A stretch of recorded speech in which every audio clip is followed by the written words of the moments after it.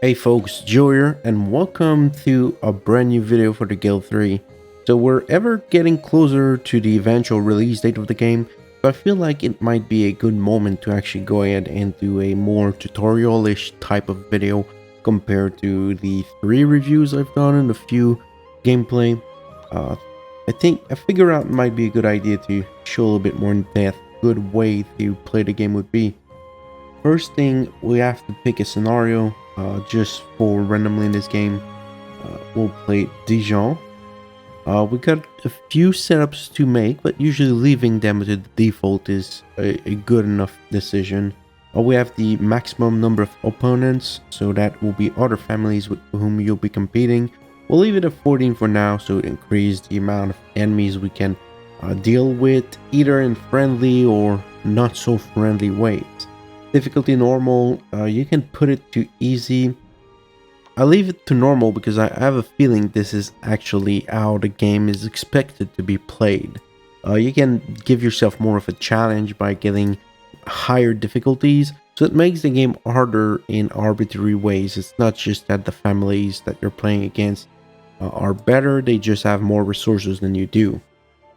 Game mode, you can select between carrier mode and poor fellow. Poor fellow and carrier mode are pretty similar. There are multiple tiers of buildings that you'll be able to build in the game. If you pick poor fellow, you'll need to build tier 1 building outside the city, but if you pick carrier mode, you can actually start building tier 2 buildings. Whereas if you're playing poor fellow, you pretty much have to be doing a business that will require you to make much less money because you'll be dealing with lower quality of equipment. For the family campaign, these will change your objective to reach the end game and be able to successfully complete campaign. You can leave it to free game, there will be no gold, but usually becoming sovereign is good enough because once you get the grasp of the game on how to play and you get to the point where you can become sovereign, you're in a pretty good position to make that choice at that point. You'll need to understand a bit more the game. Maybe you'll even relaunch a different game, different scenario before you even become sovereign. It's not a very easy task to do. Alright, so next up, once we start the scenario, we'll have to pick up our family. You're allowed to choose the color here of the crest of your family, and this will dictate the color of your units as well as the color of your shield when it shows up. I always try to aim for the more different colors, like that orange one is actually pretty good because it is very easy to tell apart your units in a crowd. If you're picking blue or uh, like darker colors, it's very hard to tell your units apart from other families. So we'll go for orange, the person will be called Tan, and we will be the blue family. Now we have a selection of religion to make. You have either Catholics or Protestants, and you have to choose one of them. You can also choose the secular Christians. Basically, it's set during the tumultuous era of religious war in Europe between the Protestants and the Catholics. Really, up to now in the game, the only thing that really entails is a bonus to relationship with other members of the same faith category you are, and a malus for the people of the other faith. And if you pick secular, you don't get any bonus or malus. I'll go with Catholic just, to give us a little bit of challenge. Now, as for a starter position, you have a lot of different little jobs that you can take. These are all professions. Once you start playing and you acquire skill levels, you can unlock the different starter tier 2 professions after more complex profession with the higher level buildings. But you can also change 3, so if you start as a rogue, you can later become a craftsman if you want so. For the sake of the tutorial, I'll recommend taking craftsman because it's quite straightforward to understand and you can make a lot of money with it. Alright, so we will be a male. Now we have like different customization option. Feel free to go through them all. I'm sure you'll find whatever is good for you. You can pretty much set it up however you want, but I'll put them that way. I want good amount of dexterity. I'm not sure if it's really that impactful because in the end, in the game, your character itself is not so much the central point of the game. All right, so here we are inside the game. So it gives us a little bit of introduction as to what to expect in the game. But generally speaking, as I said, your character is not a central focus. To start off, we start with a nice, beautiful house, but we will need to start making some money. So you come in the bottom right here, you have the option to erect a new building. I will be erecting a crude craftsman hut. Now you can name it like crude erected building. Oh, crude, no, crude. All right, confirm that. And now, ideally, you'd want to find the marketplace because right here, it's right here. That's the marketplace. We'll try to build it in close proximity because initially to acquire the resources for your business to roll and to sell the material, you need to go to the market. So if we build up right in front of it, we'll save a lot of time with the transporter, not having to run throughout half the map just to reach the market. Right, so now our building is in construction right here, or crude erections. So we will take care of the other kind of crude erections and try to find someone to marry. Right, let's go through all the choices. We don't have like anything that's crazily obviously better than the rest.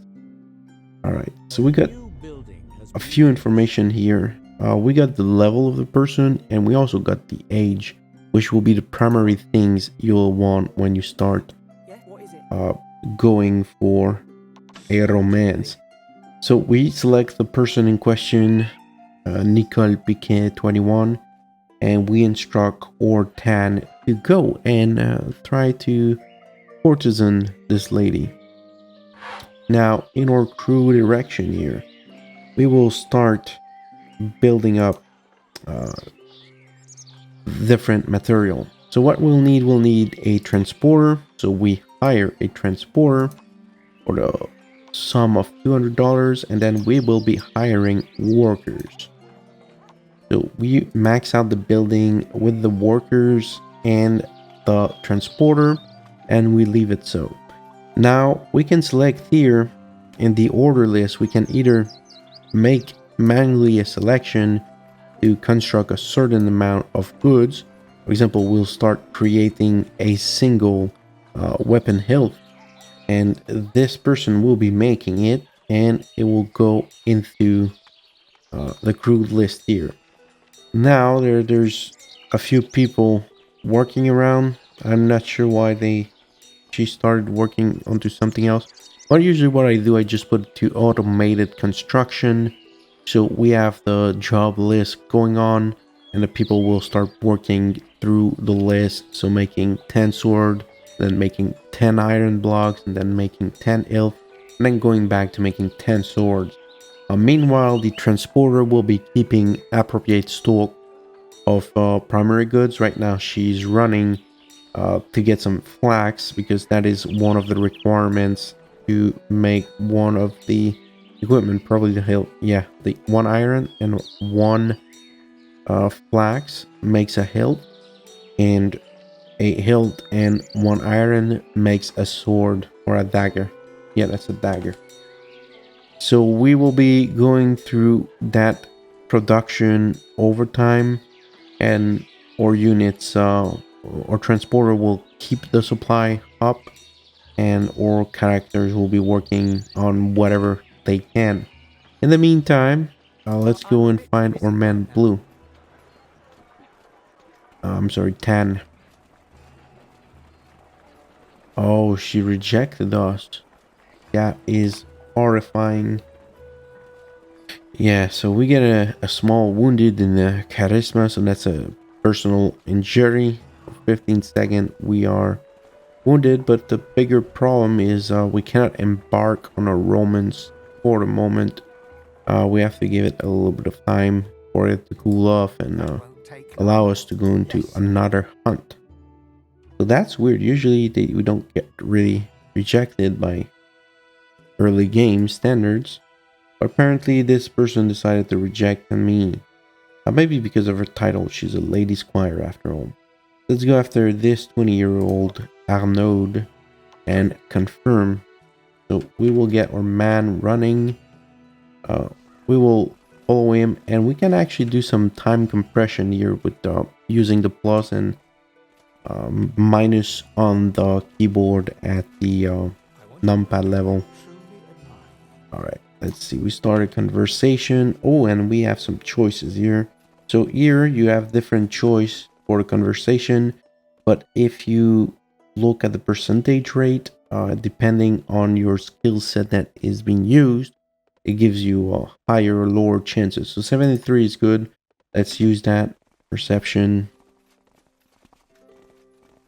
And let's see what's the result. Will she be enamored by our kind word? Oh, do you truly like my eyes? So it worked. We have embarked on a romance with Arnaud. Let's go and compliment her. 67% chance of success.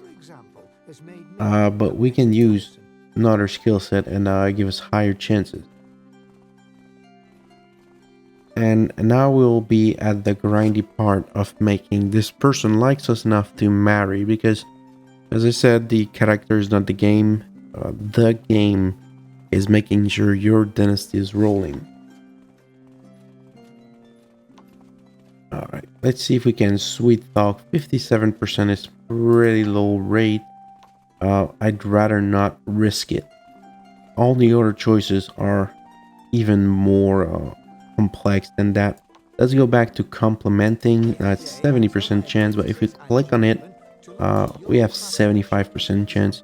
So as we're getting more like by this lady, our percentage chance of success actually goes up when we're trying to interact with her. So eventually we'll be able to do other option and just speed up the process. We could also be able to give her some flowers, but I don't feel like it's a necessary step to do.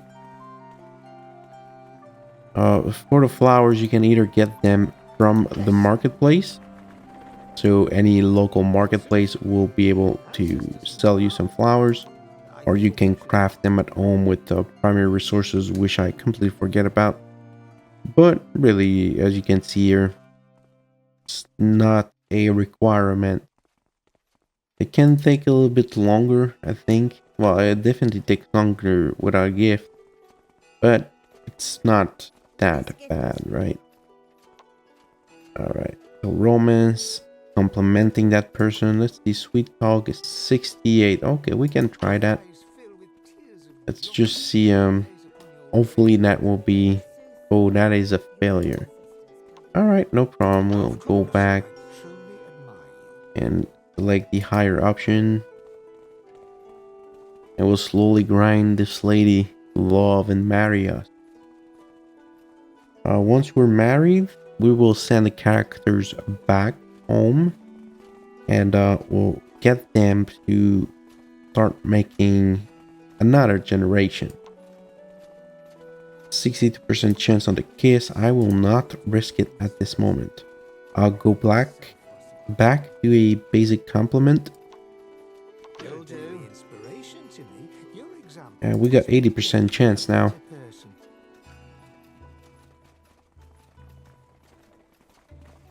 Let's see.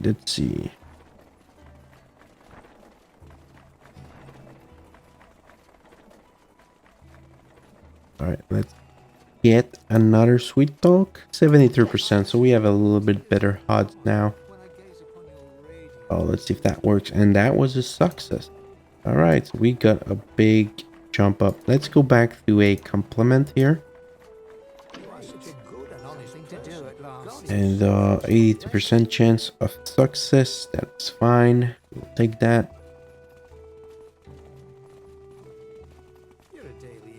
Such a nice compliment. You're welcome, my dear lady. Even though it's probably like the third time we say exactly the same thing to her. 74% chance for a kiss. I don't see like the chance rate. Let's go for a kiss. Ooh, we got a success. And I think we will be able to marry, right? 98% chance. So let's see. I'm unlucky, but I don't think I'm that unlucky. And that's it. We are now married. Right, so that is what you get whenever you are marrying a character. You go to church and it's a static view, so you can't do anything here. Alright, so let's leave that. Now they're in that church. Let's order them to go back home right here. There is an option. And now we will send this lady back home too. Right, and we're now level 2, so let's put in a point in dexterity. Good enough. Alright, so let's see our business, right? So here is crude erections. And if you're ever lost on the map, you can actually press 1 or 2 there, the default keybinds, to go back to your home. Now, if we're looking at the building information, it will show there's no revenue because we don't actually make the sales at our market. With the transporter, they bring the goods to the market and they sell them there. So you'll not be able to see directly the profit in the actual building. We will need to look at the ledger to see the actual details. But the important thing is that the money's going up, and that's all we care about at this point. And we can take a quick look at the storage as well as production list to make sure workers are active and keep making goods.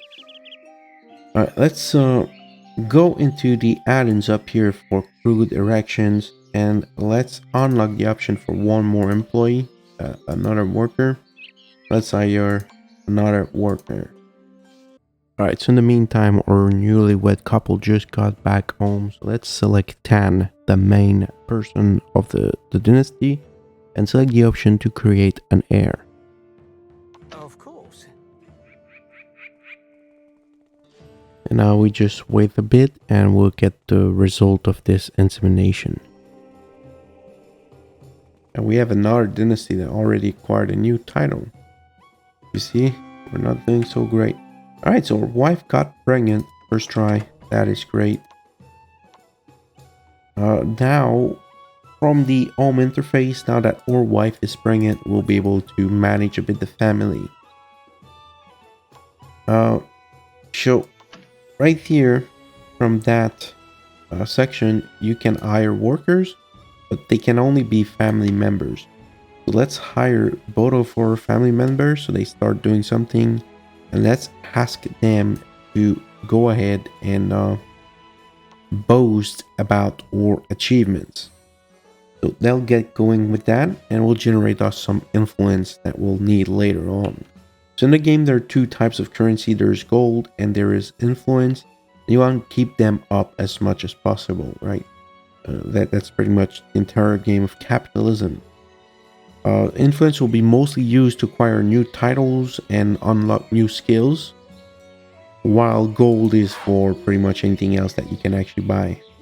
And now it's 10 p.m. so we're approaching midnight, and as you remember, the option we chose was to skip 2 years per day. Now that this day is over, it will be 1402, so our characters who is 18 and 21 will grow 2 years older over the day, of course. Alright, so we're just waiting. All our employees are sleeping, so they're not generating anything. They're not doing any kind of operation, creation, or transporting. So we will have to wait. Now it's summer 1402. And what I like... I'm sorry, Roger.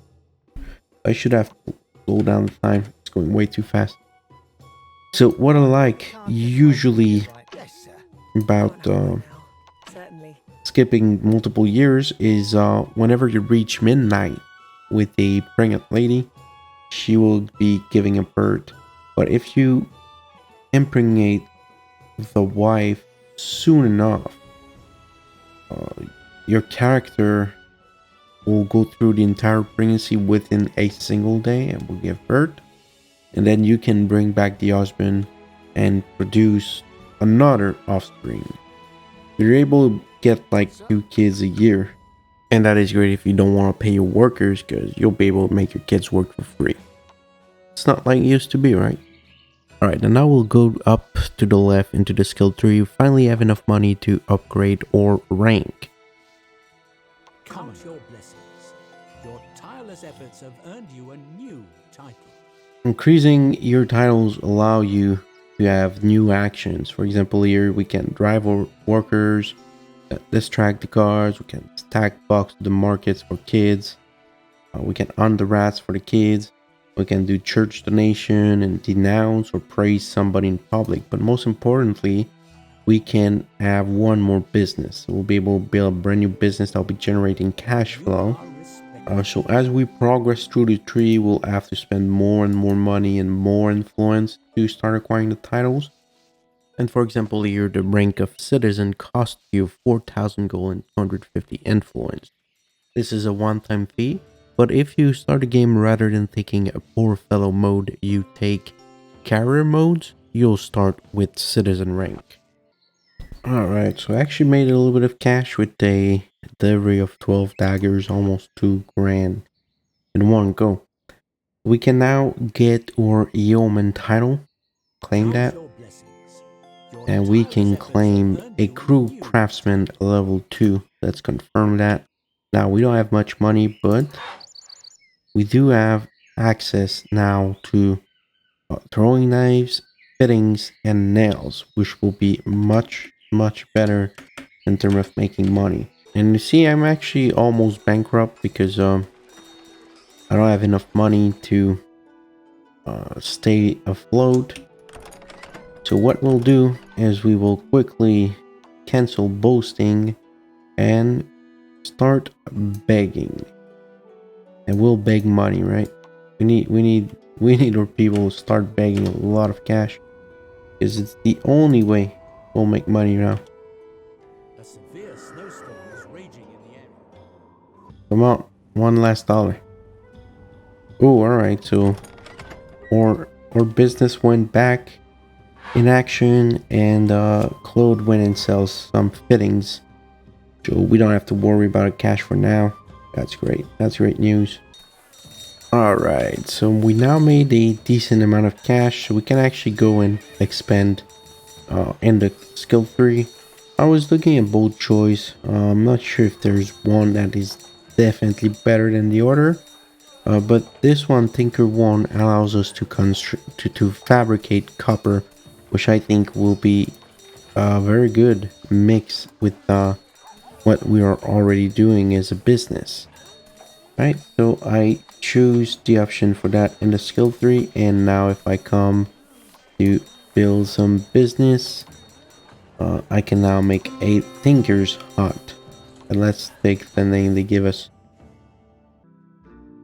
Alright, and we finally got a second building. In terms of playtimes, it's been about an hour since I started recording this tutorial. I'll try to edit down to the essential part just to keep it as a tutorial spirit. But I think at this point, if you're playing and you get to that point where you have 2 running businesses, you avoided bankruptcy, you were able to make a couple of kids, and you were able to beg your way out, and you had a couple of kids already to secure your heritage, I think you're in a pretty damn good place to start playing the game for real. So from that point on, just make sure that you don't get murdered in the street for your money, and play safe and play efficiently and build and expand more business, acquire more title, more skill sets, and then start a new character if it doesn't work out as you expected. This is the fun part of the game. It still is, I feel like, in a pretty much tutorial-ish kind of place where you don't really have a meta for the game. Well, there was a few meta in the past 2 years, but generally speaking, there's not one way that will guarantee you victory. And if you're following a pretty standard protocol of building your buildings and automating them, you should be avoiding getting stuck in a financial downfall. But hopefully you've enjoyed this quick tutorial. If you did, make sure to drop a like and subscribe. And let me know if you have any more questions. I can answer them or maybe make more tutorial later on. Thanks for watching and see you next time.